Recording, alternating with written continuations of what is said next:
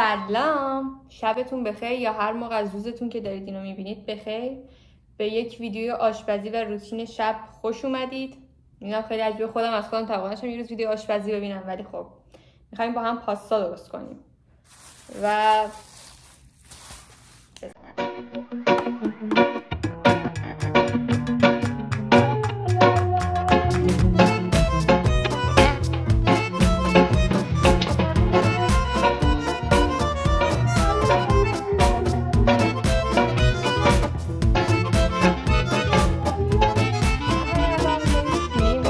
بیارید و مکعبیش کنید. من مرغ آماده داشتم ولی حالت اینجوری ریشه ولی خیلی توی طعمش تفاوت نداره واقعا. فقط این حس است که تو پاستا خب مرغ اگه حالت مکعبی باشه خیلی بهتره. بعد مرغاتون رو که تیکه تیکه کردید میذارید کنار طبیعتا و میرید سراغ پیازتون. هر چقدر پیاز بهتر بیشتر، نه هر چقدر پیاز بیشتر بهتر، چون که باعث میشه که چیز شه، اون طعم زخم و خیلی بوی مرغ و اینا رو همه رو میگیره ازش. من خیلی اندازه‌ای آشپزی نمی‌کنم، حسیه بیشتر. کلا حس دیگه، شما حسی آشپزی کنید خوب در میاد ان شاءالله. من روز خیلی سرم شلوغ بود، اصلا وقت نشد که برم باشگاه. بخاطر این پلنی که پاستا رو که درست کردیم بخوریم و بعدش میرم. و اینکه تریک کار اینه که شما موقعی که دارید پیاز هاتون رو خورد میکنید، یه دونه سیرم بردارید تو خردکنتون و پیازه بریزیدش. کلا هر چیز، حالا سیر زیادم خیلی اذیت میکنه ها، ولی کلا سیر اگه طعم سیر قشنگ پاستای توش مشخص باشه هی خوشمزه تر میشه. یکی خامه یکی سیر، این دوتا خیلی مهمه. و اینکه مرغاتون رو با چه آرامشی میپزید. آرامش رو باید شما به مرغ انتقال بدید وگرنه مرغ بد میشه. یعنی انقدری هم سیر کافیه، چون بعدش میخوایم با قارچ هم که تف بدیم بازم سیر رو اضافه کنیم، به خاطر همین زیاده روی میشه دیگه. میخواید دو تاشه، چون من و فرهودیم فقط جفتمونم سیر دوست داریم. اگه مامان بابا من بودن، بابام چون سیر معده‌شو اذیت میکنه کمتر میزنیم، ولی چون الان خودمونیم بیشتر میزنیم. میگم خیلی چیز سلیقه‌ایه، اگه خیلی دوست ندارید طعم سیر رو توی غذاتون حس کنید کمتر بزنید. ما سیری هستیم، در نتیجه زیادش میکنیم.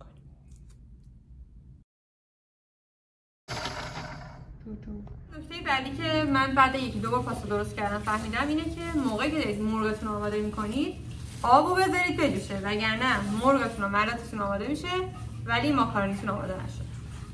این تریک بعدیه.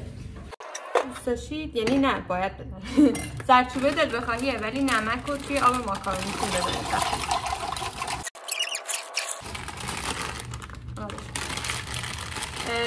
2/3 رو تقریبا واسه 2 نفر من ریختم. بعد دیگه روشن کنید، نمک بریزید تو و زردچوبه دل بخواهیه، ولی خب ماکارونیتون زرد میشه، خوشگل میشه.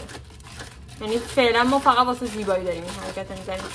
تو طعم اونقدر تأثیری نمیذاره، انقدر که طعم مرغ و سیر و اینا قویه که اصلا به چشم نمیاد. اینجا نورش خیلی بچه‌ها تیره میافته، خیلی تیره میافتم، حالا مهم نیست. مورد بعد تکنیکای کار. اگه مرغتون رو با کره بپزید، با دریق داداش عزیز نازنین، مرغ در یک لول دیگه شده. در نتیجه شما هم سعی کنید که مرغتان را با کره بپزید و بعدها من رو دعا میکنید، میگویید و خدا خیرت دهد. خب این از این و هرچی کره بیشتر زندگی بهتر. بعد این مخلوط سیر و پیازتون رو بریزید توی روغنتون.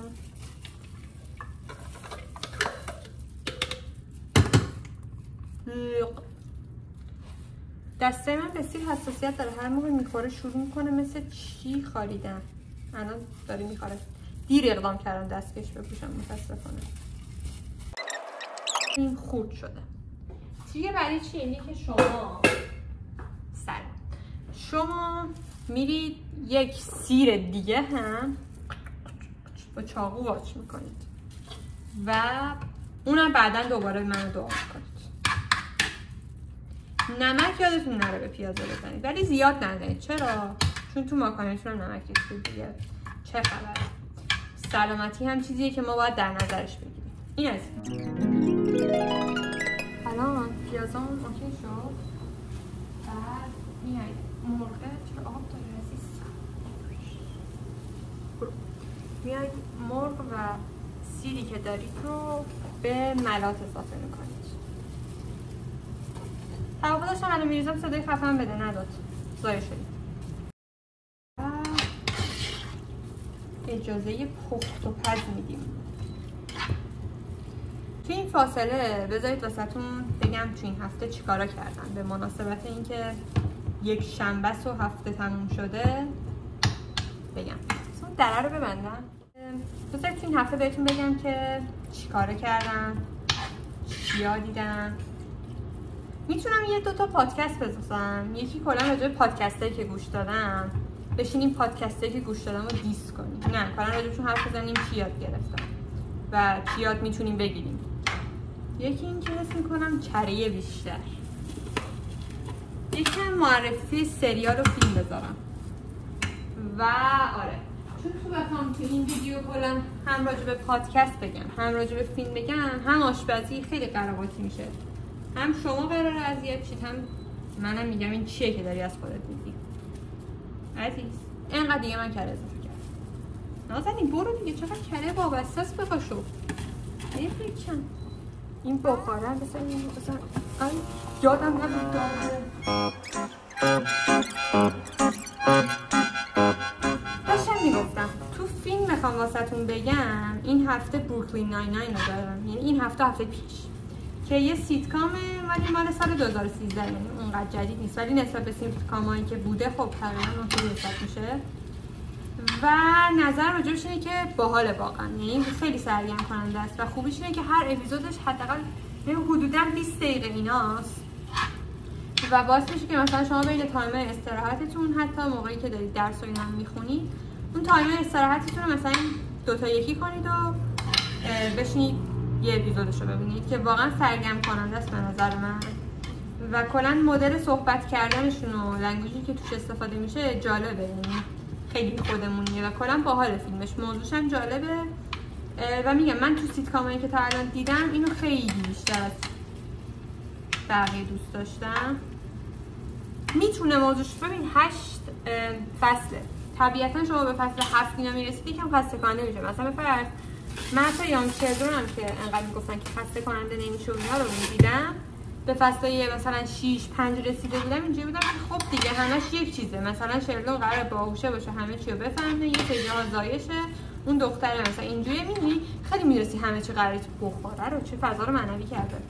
خیلی میدونستم قراره چی شه و خستت واقعا میتونه بکنن و خیلی موضوعی نداره که هی جدید باشه و روش مانور بده و خیلی فیلم باحالیه. اصلا اینقدر انتقادش نمی‌کنم، یعنی اونم سرگرم کننده است ولی بخوایم تو سرگرم کننده یا مقایسه کنیم خب ژانرشون هم فرق میکنن. این یه حالت کاراگاه توریه که ولی اصلا مثلا به چیزای پلیسی و اینا اونقدر مربوط نمیشه. مثلا فکر کنید فیلم اکشنی دارید میبینید و اینا اینجوری نیست، ولی موضوعش بیشتر با کاراگاه هاست و خب شخصیت‌های اصلیش هم همه کاراگاهن و اینا. خیلی نمیخوام توضیح بدم چون من اگه توضیح بدم اسپویل میکنم فیلمو که خیلی کار جالبی نیست. ولی خوبیش اینه که دوباره مثل بلک میرر هر اپیزودش یه موضوعی رو داره میگه، اونقدر به هم مرتبط نیست. یعنی شما از یه جا میتونی شروع کنی بری جلو و خیلی هم مهم نیستش. خوبه که از اولش شروع کنید ولی اگه حوصله‌اش هم نداشتید بزنید بس. البته این خیلی شخصیت من خودم حوصله این که همش فیلمو ببینم و ندارم. مثلا فیلم‌های سریالی هم مثلا می‌بینم، حتی فیلم‌های سینمایی 3-4 ساعته من میزنم اول آخرش رو ببینم. اگه با آخرش حال کردم میام اولش ببینم. یعنی یه مدل عجیبی تو فیلم دیدن دارم که اصولا هیچ طرفداری نداره این مدل فیلم دیدن. ولی خب اگه اینجوری هستید مثل من میتونید از وسطش شروع کنید. من از اولش شروع کردم ولی خب طبیعتا 8 فصل آدم میدونی یک عمری ازش میگیره، چه فیلم‌ها که نمیتونه ببینه. بخاطر همین میتونید بزنید از وسطش ببینید، یه سری جاها رو تایتل‌ها رو بخونید اسکیپ کنید و اینا. خیلی جوری نیست که تو سریال گم شید و نفهمید چی داره میشه، چون که اصولا هر اپیزود موضوع خودش رو داره. من یه آپدیت از اینجا بهتون بدم. ماکارونی رو داریم اینجا مرغ داریم اینجا. الان این دیگه میشه گفت تقریبا درست شده.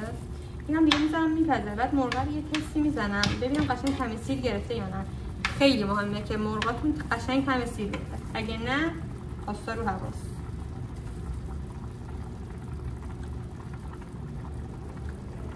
قشنگ اینجا داره 2 تا دیگه بهش بزنم، پس تو رو من خاموش میکنم.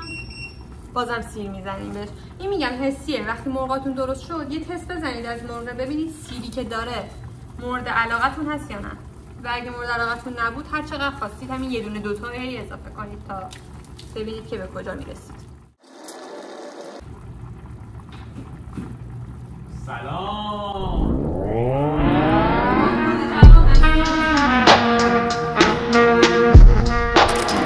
سیرم اضافه کردم و میذاریم که یکم دوباره یکم آبم اضافه کردم. گوشته‌هارم اضافه کنید.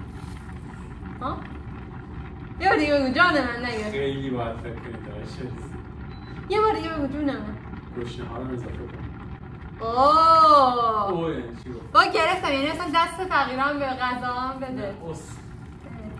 گفتی سیرا رو اضافه کردم گفتم گوشت‌ها رو اوه. اضافه کردم. فانی. دوستش کردی. خیلی دوستش کردی. دوست بود ازم. فانی. و داشتم میگفتم که سیرا اضافه کردم. بگو بجالت بگو. عرضم به خدمتتون که راجع پادکست، آره این از فیلم بود که سریال خوبیه، پیشنهادش میکنم واسه سرگرمی باحاله.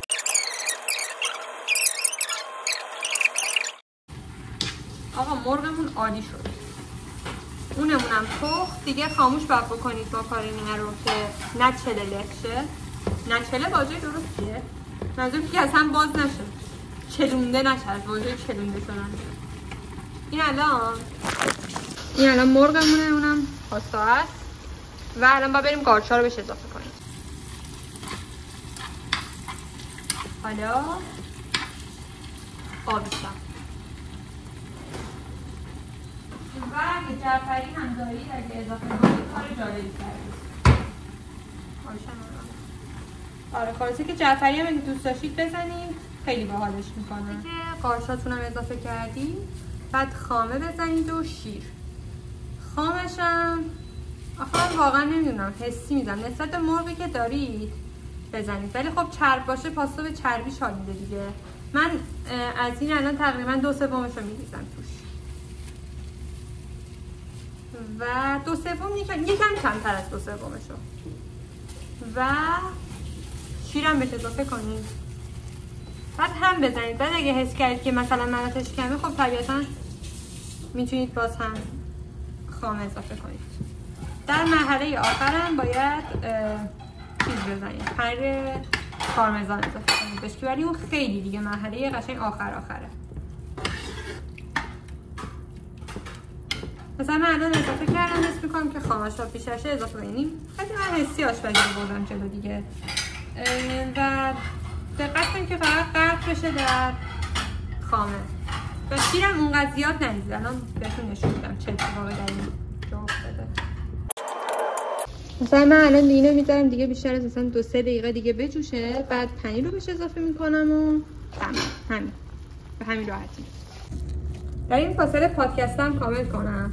پادکستی که من این هفته گوش دادم و سال پیشم گوش دادم و خیلی باحال حال کردم، پادکست روز مجتبی شکوری بود که واقعا خوب بود. یعنی من سال پیشم بهش گوش دادم ولی امسال خیلی بهتر درکش کردم و کلا خیلی واسم موضوعی که گفت خیلی جالب تر بود. یعنی مثلا سال پیش خیلی جاشو اسکیپ می‌کردم، می‌زدم جلو، ولی امسال انگار همزاد پنداری حسش بیشتر بود و کلا باحال‌تر بود واسم و خیلی جالبه. کلا خود مجتبی شکوری که آدم آرامش بخشه، ولی خود پادکستش هم خیلی پادکست قویه و پیشنهاد میشه که اونم حتما گوش بدید که بیشتر موضوعش راجع به شرم بود که کلا اصلا شروع میکنه میگه شرم چیه، چه حسایی شامل شرم میشه، چیا رو اصلا میتونیم اسمشو بذاریم شرم و خیلی اونم چیز جالبیه که میتونیم اگه دوست دارید به این کامنت ها بگید که یک ویدیو هم کلا راجع به حرف اون صحبت کنیم و کلا تحلیلش کنیم.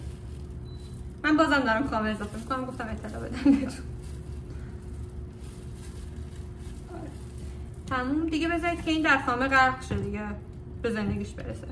آبیشن هم بازم میگم حسیه، اگه طعم آبیشن رو دوست ندارید اضافه نکنید. ما جفتمون طعم آبیشن رو چون خیلی دوست داریم میزنیم توش و طعم حالت یه سبزی طوری میده، کلا جالبش میکنه. الان ما سس یا همون ملات پاستامون درست شد. حالا دارم یه ماکارونیا رو میریزم توی ملاته و زیر گازم که این مرحله من خاموش کردم چون دیگه سفت میشه سستون، بعد پاستاتون هم سفت میشه دیگه به همون نسبت اینطوری، ولی دیگه قشنگ خودش وقت داره که بدونه که باید چیکار کنه واسه زندگیش. بعد قشنگ هم بزنید، از این گندوده ها بیارید که قشنگ هم بخوره و هم بزنید. بعد اگه دوست داشتید دیزاینش کنید با جعفری، اگرم نکنید. این فاولت هم داریم، این هم میتونیم بخوریم. بچه اینا رو بذار معرفی کنم به دوستان. اینا چجوری میتونم داداش؟ این رو این زوم کن. آها مرسی. این خیلی طعم باحالی داره. طعمی از نظر طعم آبیه مثل طعم رانیه تقریبا، یکم شیرینیش کمتره. ولی توش حالت یه بادکنکایی داره. بگید خب که تو دهنتون میترکه. خیلی جذابه. بگیر. چی؟ بگیرم. آره بگیر. و من تو ولاگ یه یوتیوبر که یادم نمیاد کیه ولی تو ایران زندگی میکرد دیدم که گرفته بود. در نتیجه میشه نتیجه گرفت که تو ایران هم هست.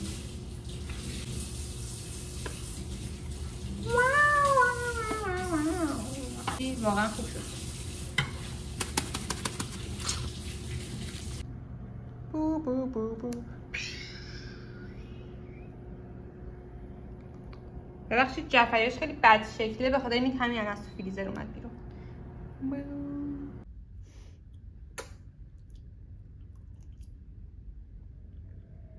خیلی خوب شده.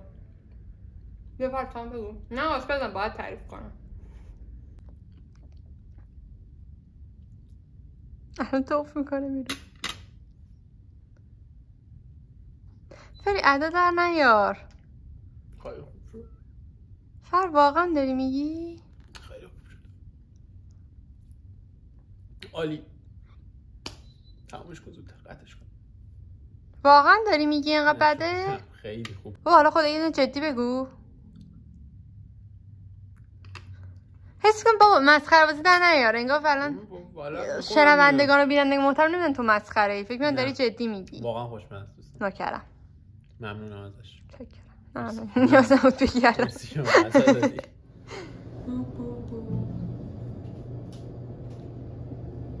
رقم سفید شده داشتم میدیدم تایلر. موهای سپید و توی آینه دیدم دا دا دا دا.